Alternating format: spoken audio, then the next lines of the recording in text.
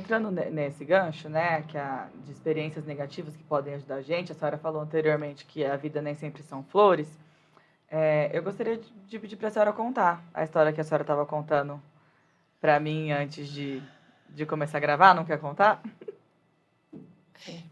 Não quer contar? Não conta. Não, não tem problema, não. É que eu tive uma experiência muito negativa quando eu estava grávida da minha filha, da Fabiana, da segunda filha, né? Eu sofri uma violência, né? Uma violência por uma pessoa que entrou na minha casa à noite, né? Eu vou começar do começo, tá? Tá. Eu e meu marido e meu filho, o Sandro, chegamos em casa e e ele guardava a caminhonete num outro lugar, né? Assim, bem do lado da nossa casa. Mas eu falei, eu já vou indo, viu bem? Tá, tô indo. Peguei a chave e fui para casa. Eu morava no fundo de uma casa, um corredor mais ou menos de uns 20 metros, acho que tinha, né?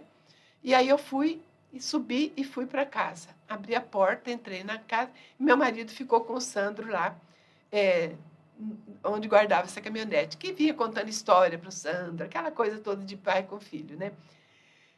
Quando entrei, tirei meus sapatos, que a gente sempre fazia isso, tirava os sapatos e ficava descalço um pouquinho, dei de cara com uma pessoa, um homem, dentro de casa.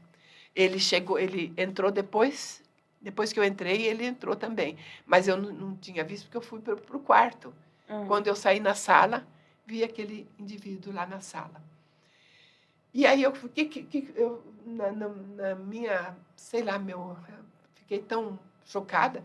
Falei, o que você quer? O que você quer? Ele já foi me empurrando, me segurou, pôs eu contra a parede, bateu minha cabeça na parede, e eu chacoalhava a cabeça assim, para não pegou direito na parede, pegou mais no guarda-roupa, mas fez um galo na minha cabeça. E eu comecei a gritar, ele pôs a mão no meu maxilar aqui, na minha boca, e meu maxilar ficou deslocado. Então eu não podia gritar mais, só fazia só, sabe, porque não saía o som. Nossa. Aí ele me pegou, me jogou em cima da cama, né? E tentava, e eu gritando, e eu fazendo, eu fiz o que deu para fazer, sabe? E aí, quando chegou nessa fase da cama, ele queria pôr a minha... Eu vou contar detalhes, sabe, gente?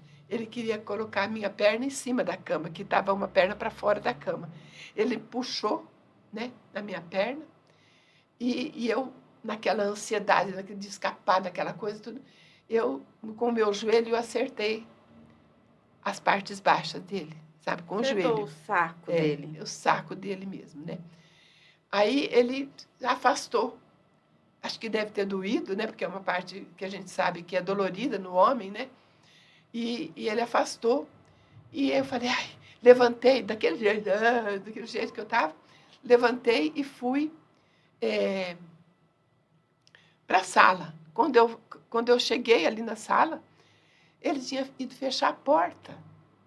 Fechar a porta da sala. Ficou eu e ele naquele espaço.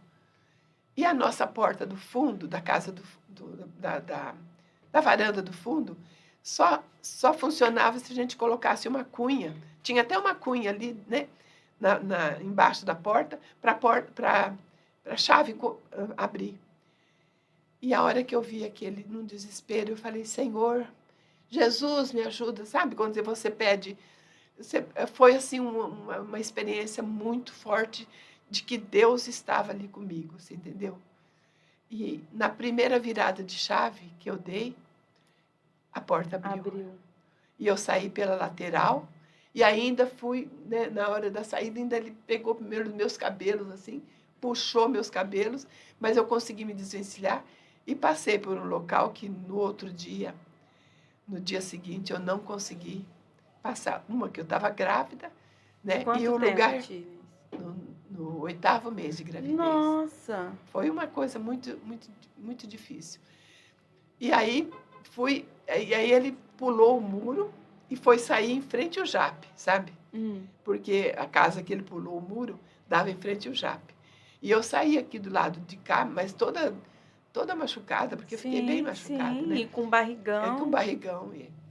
E aí eu encontrei com meu marido, eu já pensei no filho, no Sandro. Falei, vai que esse homem pega esse moleque para fazer. Sabe lá, na hora nem sei o que eu pensei, sabe? Aí consegui sair lá ali na frente, o Dom já vinha vindo de encontro. Foi aquele zoom na minha cabeça ali, os vizinhos vieram todos ali. Aí começaram a procurar o cara, né? Mas não acharam aquela noite. Aí veio minha irmã também, que morava um pouco para lá, minha mãe. Foi assim uma comoção. Uma comoção. Só que, na época, a gente não podia falar dessas coisas. Por quê? O que tinha acontecido? Porque, você sabe, a maldade dessa gente é uma arte, né? E podia se voltar contra, achar que eu tinha dado alguma liberdade para esse bendito desse homem, né? Mas, graças a Deus, eu tive assim o apoio da minha família, o Dorocídio, que foi muito legal comigo também. Foi assim uma coisa que... Aí, no outro dia, eu tive que ir na delegacia para... Tinha 4 homens. Não, fui para o hospital, para o médico, porque ali no Dr. Écio, fui lá, ele colocou o meu maxilar. Portanto, que hoje, agora não é tanto, mas no começo eu não podia rir demais, porque deslocava meu maxilar. E até hoje, se eu vou no dentista, eu tenho que falar, se meu maxilar deslocar, é normal, tá? Normal assim, né? Porque não precisa ficar assustado. E aí eu fui reconhecer, prenderam 4 pessoas. 4 vestidos como eu tinha feito a descrição. E aí, a hora que eu entrei, que eu vi, e era assim, não era vidro nem nada, não tinha... Cara a cara. A hora que eu cheguei, eu olhei aquele ali. Os outros que estavam ali, coitados, ficaram assim super... acharam assim... Foi um alívio, né, para eles, né? Aí eu olhei e falei, você não viu que eu estava grávida? Moço, o que você fez? Você não viu que eu estava grávida? Mas ele tinha um olhar tão gelado, sabe? Eu falo que acho que era uma pessoa mesmo doente, sabe?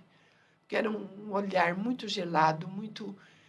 É uma frieza que vocês não podem imaginar o que foi aquilo na minha vida. Aí eu fiquei muito tempo sem contar para ninguém, né? Porque só a família... Sentia até vergonha, né, Tinês? Isso. Achava, os outros podiam achar, né? E depois nós fomos fazer um curso na FEF com vários casais da igreja, né? Participantes da igreja. Fomos fazer um curso para os pessoal de psicologia, foi, né? E tinha enfermagem também, né? Então, a psicóloga perguntou para mim, tem alguma coisa na tua vida, tá? Você sabe como psicólogo chega de mansinho, né? A Natália Você que é psicóloga, né? Natália no segundo semestre. Natália começou a fazer faculdade de psicologia. Pronto. Aí ela foi perguntando, eu falei, tem uma coisa que eu tive na minha vida que me foi muito chocante e tal, né? Aí ela falou, conta então para mim, pode contar? Eu contei. Aí ela falou, mas você tem que falar para as pessoas, até para quem teve esse problema, ou vai ter esse problema, né? Para poder botar para fora. Isso está te magoando, te magoou e está te deixando um pouco com medo, né? A gente ficou mesmo com medo. Medo, angústia, sei lá. Olha, é um misto de emoções que não foram muito boas. Aí ela falou, você precisa contar para as pessoas isso para você poder se libertar. Aí falei, tá bom, mas que jeito que eu vou contar isso, gente? Parar um para o outro, não dá para parar um e outro e começar a contar. Aí na igreja a gente fazia homilias, quando o padre não podia, né? Não sei se vocês lembram disso, né? Então eu fui um dia para fazer uma celebração e era Evangelho da Madalena, Maria Madalena, né? Que ela tinha... E aí a senhora contou É, lá na igreja? contei lá na Tia igreja. Inês. Não, deixa eu te contar. Contei na igreja, para não ser igreja cheinha, né? A Miriam falou, mãe, a senhora está ficando louca, mãe. Eu falei, eu acho que eu sei. Sempre fui meio louca. Não é? Tá ficando louca, mãe. Era pra senhora falar, mas não era pra falar pra tanta gente desse jeito.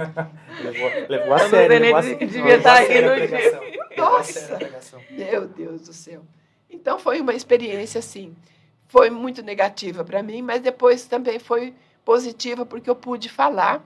Uhum. E hoje, até hoje, se tem pessoas que tiveram ou têm, ou vão ter, né, algum problema desse, que chegue e fale, sem medo, fale o que aconteceu, como foi, porque hoje está muito, muito melhor do que antigamente, né? Que antigamente você falava, sofria um negócio desse, a pessoa ficava estigmatizada, né? Ficava assim, parecia que era uma coisa impossível, né? Mas E a pessoa, mesmo hoje, eu acho que ainda se culpa muito, né? Muito, Sim, muito, se culpa muito. se Tem culpa medo de muito. denunciar, às vezes, muitas vezes, principalmente porque- quando é conhecido, né? Exatamente. Ou no trabalho, fica com receio de denunciar. E muitas vezes também acontecem da mulher. Eu falo mulher porque são experiências nossas e eu acredito que, né, homens não vai passar por isso. Não passa por isso. Passa, mas não, mas não dessa forma. É. Né? Passa, acho que por outros tipos de violência, de assédio, né? Por outros tipos de violência. Nesse, assim, tô falando no lugar de mulher.